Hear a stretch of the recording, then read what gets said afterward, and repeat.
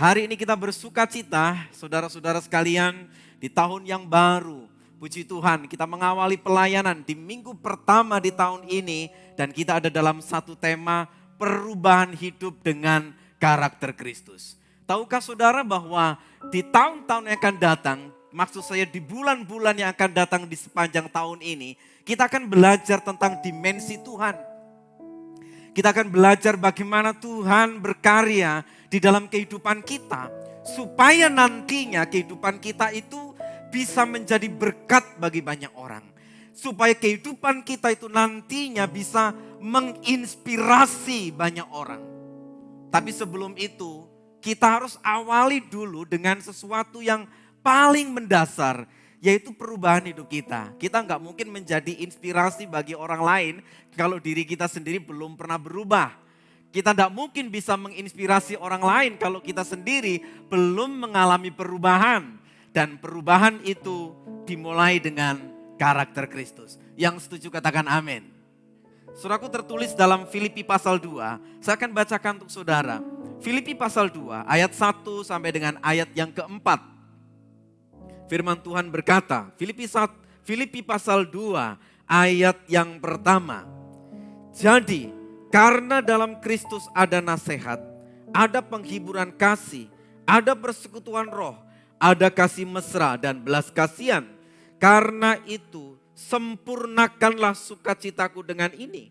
Hendaklah kamu sehati sepikir dalam satu kasih, satu jiwa, satu tujuan, dengan tidak mencari kepentingan sendiri atau puji-pujian yang sia-sia. Sebaliknya, hendaklah dengan rendah hati yang seorang menganggap yang lain lebih utama daripada dirinya sendiri. Ayat 4 perhatikan. Dan janganlah tiap-tiap orang hanya memperhatikan kepentingannya sendiri, tetapi kepentingan orang lain juga. Yang berbahagia adalah kita yang hari ini mendengarkan firman Tuhan dan yang melakukannya dalam kehidupan kita hari lepas hari. Saudara, di ayat 1 dikatakan, jadi karena dalam Kristus ada nasihat. Saudara, ada satu pemahaman yang baru dalam terjemahan versi yang lain. Saudaraku, ayat ini berkata bahwa kita itu bisa kuat kalau kita dalam Kristus. Itu maksudnya. Jadi ayat 1 ini mau memberitahu kita ini bisa kuat, bahkan bisa saling menasehati kalau kita dalam Kristus. Kalau kita di luar Kristus, kita tidak kuat, kita tidak berdaya. Karena manusia memang lemah adanya. Tapi di dalam Kristus kita kuat. Sehingga kita yang kuat bisa menguatkan orang lain lewat nasihat kita. Jadi hari ini saudara-saudara sekalian, kalau ada di antara kita yang merasa lemah, Pak saya lemah, Pak saya capek, Pak saya lelah, saya enggak berdaya. Ingat saudara, rahasianya adalah, kuncinya adalah dalam Yesus. Dekat dengan Tuhan. Karena ketika kita dekat dengan Tuhan, kita kuat. Dan kita bisa memberikan nasihat satu dengan yang lain. Kemudian di situ juga dikatakan saudara, persekutuan roh, maksudnya kalau kita bersekutu dengan Roh Kudus atau di dalam Roh Kudus, kita itu mendapatkan penghiburan.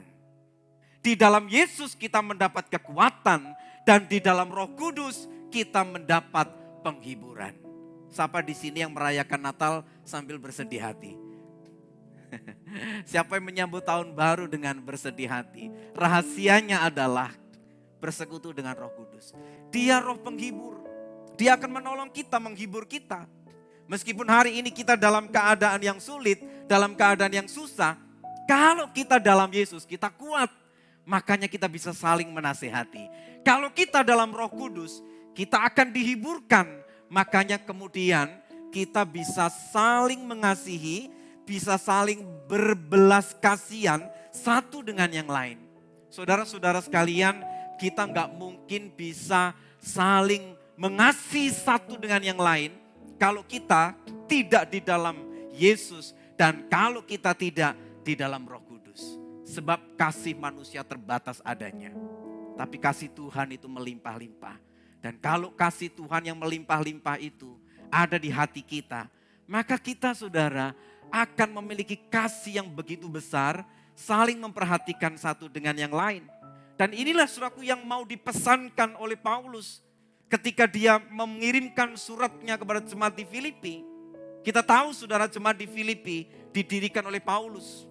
Ketika jemaat itu mulai terjadi gesekan, terjadi perpecahan karena beberapa pengerja gereja kabarnya itu mereka berselisih paham.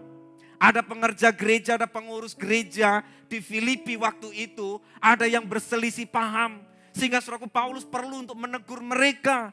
Supaya apa? Supaya menjadi satu. Sehingga kemudian kita membaca ayat itu saudara, hendaklah kita semua satu kasih, satu jiwa, satu tujuan. Tidak boleh mencari kepentingan sendiri. Supaya apa? Supaya terbentuk kesatuan di dalam gereja Tuhan. Hari ini saudara-saudara sekalian, teguran yang sama juga mungkin terjadi di dalam kehidupan kita. Kalau ada rumah tangga yang sudah mulai retak, ada suami istri yang sudah mulai jalannya sendiri-sendiri, atau mungkin bahkan udah cukup lama pisah ranjang, atau mungkin sudah lama gak saling menyapa. Saudara, ini waktunya di tahun yang baru. Tuhan mengendaki perubahan hidup kita lewat karakter Kristus kita harus kita wujudkan dengan bersatu dalam kasih. Saudara, bersatu dalam kasih. Perubahan hidup kita akan terjadi yang pertama-tama kalau kita bersatu dalam kasih. Keluarga harus bersatu dalam kasih. Gereja harus bersatu dalam kasih. Saudara-saudara sekalian, di ayat 2 ada satu ungkapan pribadi. Memang sepertinya agak sentimental, saudaraku. Di ayat 2 dikatakan begini, karena itu sempurnakanlah sukacitaku dengan ini. Artinya bahwa ketika kita melihat orang-orang itu sehati sepikir, satu kasih, satu jiwa, satu tujuan, atau bersatu dalam kasih, singkatnya, saudara, orang yang melihat itu akan bersuka cita. Bahkan Paulus ngomong kepada jemaat di Filipi, yuk kalau kamu satu hati, kalau kamu itu bersatu dalam kasih, aku ini senang. Jujur saudara, kita sebagai hamba Tuhan juga sama. Kalau kita melihat komunitas komsel bersatu rukun, kalau kita melihat komunitas gereja bersatu dalam kasih rukun, saudara, kita hamba Tuhan juga senang. Ada sukacita dan dikatakan sukacita yang sempurna. Itu maksudnya sukacita penuh. Sukacita penuh yang dirasakan oleh setiap orang-orang Kristen, setiap hamba Tuhan ketika melihat pelayanannya berbuah. Dan salah satu tandanya adalah bersatu dalam kasih. Saudara-saudara sekalian, ada dua hal yang dipertentangkan di dalam pembacaan kita ini. Ada hal-hal yang merusak kesatuan dalam jemaat. Apa itu yang merusak kesatuan dalam jemaat?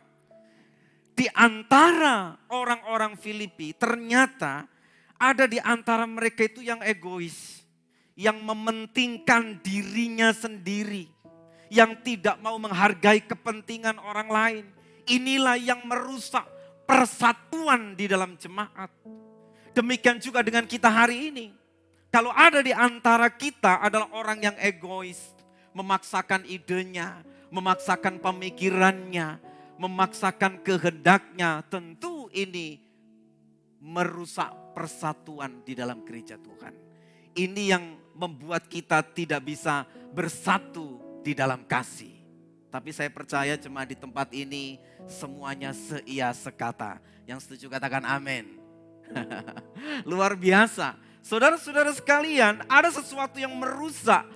Ada sesuatu yang bisa menggagalkan persatuan dalam gereja Tuhan apabila saudaraku ada orang yang mementingkan kepentingannya sendiri. Dia pelayanan punya motivasi yang lain. Dia melakukan ini dan itu tapi memiliki tujuan yang tersembunyi. Saudara sekalian, bahkan saudaraku yang kedua, yang lebih parah lagi yang bisa merusak persatuan adalah apabila ada orang melakukan sesuatu ingin mendapat pujian. Bahkan Alkitab sebenarnya ngomong itu adalah pujian yang sia-sia, saudara. Tapi berapa banyak orang mencarinya, melakukan banyak hal tetapi hanya ingin dipuji. Melakukan banyak hal ingin terkenal, melakukan banyak hal ingin lebih dihargai daripada yang lain, ingin mendapatkan pengakuan-pengakuan dari orang-orang di sekitarnya. Saudara-saudara sekalian, inilah yang bisa merusak kebersamaan, keutuhan di dalam gereja Tuhan. Kalau kita punya motivasi keliru, punya sesuatu yang kita sembunyikan, kita mau tutupi bagaimanapun akan kelihatan. Dan itu membuat percideraan di antara komunitas Kristen yang sudah baik. Dan jemaat di Filipi ditegur dengan keras. Hari ini saudara-saudara sekalian, perubahan hidup kita melalui karakter Kristus harus kita mulai dengan apa? Ayo kita belajar kerjasama.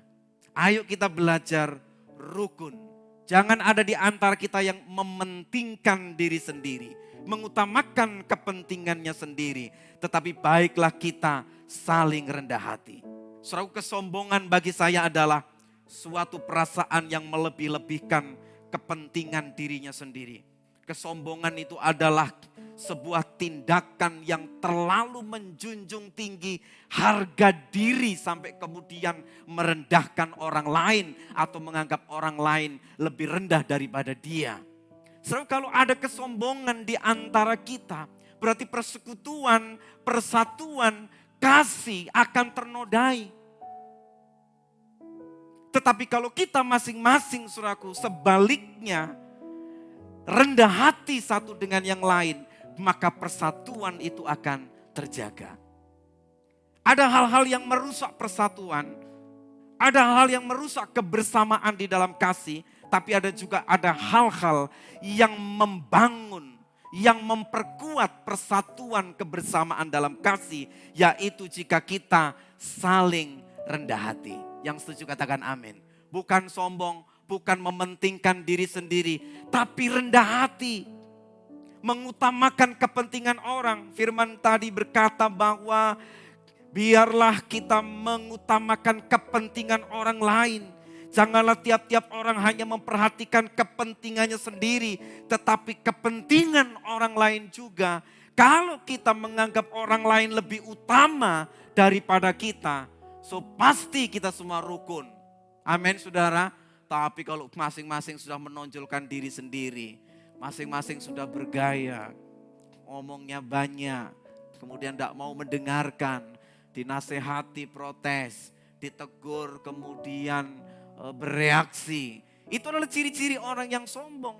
Tetapi orang yang rendah hati, dia banyak mendengar. Orang yang rendah hati, orang yang mementingkan kepentingan orang lain adalah dia bersedia menerima masukan.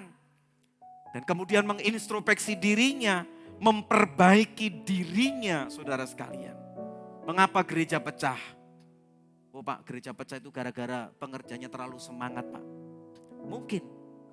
Semua pengerjanya semangat-semangat melayani Tuhan, gak dapat tempat, kemudian akhirnya bikin komunitas sendiri. Mungkin aja itu bisa terjadi. Tapi berapa banyak yang seperti itu? Tapi tahukah saudara, biasanya perpecahan di dalam gereja terjadi karena apa? Tidak ada kerendahan hati. Yang ada adalah kesombongan, mementingkan diri sendiri, ingin dihargai. Itulah yang membuat kemudian persekutuan di dalam gereja Tuhan itu retak dan rusak. Dan Paulus tidak mau itu terjadi kepada jemaat di Filipi. Belum lagi ancaman dari ajaran-ajaran sesat, saudaraku, yang mempengaruhi, yang mau memecah belah jemaat itu. Saudara-saudara sekalian, hari ini saudara-saudara sekalian, mari kita belajar untuk apa? Saling rendah hati, mementingkan kepentingan orang lain, supaya kita bisa satu hati, satu pikir, satu jiwa. Saya percaya kalau kita tunduk kepada otoritas yang ada di atas kita dengar-dengaran dengan suara gembala, saudara sekalian, saya percaya kebersamaan di dalam kasih akan terwujud di gereja kita. Yang setuju katakan amin. Saudaraku, Kolose pasal 3 ayat 12 dikatakan demikian. Kolose 3 ayat 12. Karena itu, sebagai orang-orang pilihan Allah yang dikuduskan dan dikasihinya, siapa ini? Ini saya dan saudara. Kenakanlah belas kasihan, kemurahan, kerendahan hati, kelemah lembutan, dan kesabaran. Ayat 13, sabarlah kamu seorang terhadap yang lain dan ampunilah seorang akan yang lain apabila yang seorang menaruh dendam terhadap yang lain. Sama seperti Tuhan telah mengampuni kamu, kamu berbuat jugalah demikian. Kesimpulannya ayat 14 kita baca sama-sama. 1, 2, 3. Dan di atas semuanya itu kenakanlah kasih. Sekali lagi, kenakanlah kasih sebagai pengikat yang mempersatukan dan menyempurnakan. Kenakanlah kasih sebagai pengikat. Saudara, kasih ini seperti tali yang tidak kelihatan, yang begitu kuat mengikat kita. Jadi meskipun ada perselisihan, saudara, kita bisa saling memaafkan. Gak sampai terjadi kepahitan, gak sampai ada dendam, gak sampai ada sakit hati yang berlarut-larut. Tidak, kenapa? Karena ada kasih yang asli yang mengikat kita. Suami kalau mengasihi istri dengan sungguh-sungguh, gak mungkin sampai terjadi pertengkaran kemudian keluar kata-kata, ayo kita cerai.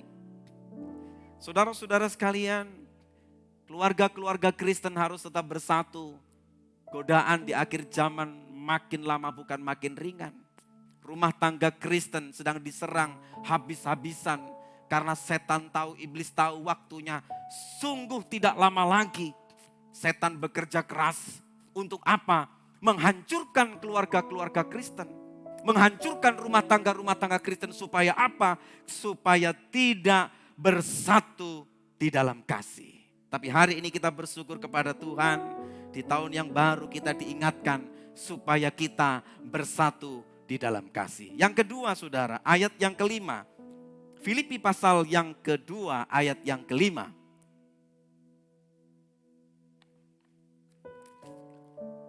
Hendaklah kamu dalam hidupmu bersama menaruh pikiran dan perasaan yang terdapat juga dalam Kristus Yesus. Saudara, garis bawahi kata menaruh pikiran dan perasaan yang terdapat juga dalam Kristus Yesus. Ayat yang ke-6. Yang walaupun dalam rupa Allah, tidak menganggap kesetaraan dengan Allah itu sebagai milik yang harus dipertahankan, melainkan telah mengosongkan dirinya dan mengambil rupa seorang hamba dan menjadi sama dengan manusia. Saudara-saudara sekalian, karakter Kristus artinya kita itu menaruh pikiran dan perasaan yang terdapat di dalam Kristus. Karakter Kristus itu artinya kita menyelaraskan kehidupan kita dengan kehidupan Yesus. Seperti yang tertulis dalam Alkitab. Jadi yang kedua, saudaraku, kuncinya adalah kalau kita mau mengalami perubahan hidup dengan karakter Kristus. Yang pertama, bersatu dalam kasih. Yang kedua, saudara, miliki pikiran dan perasaan yang terdapat juga dalam Kristus. Pikiran dan perasaan Yesus kalau ada dalam diri kita, berarti kita sudah memiliki karakter Kristus. Untuk itu kita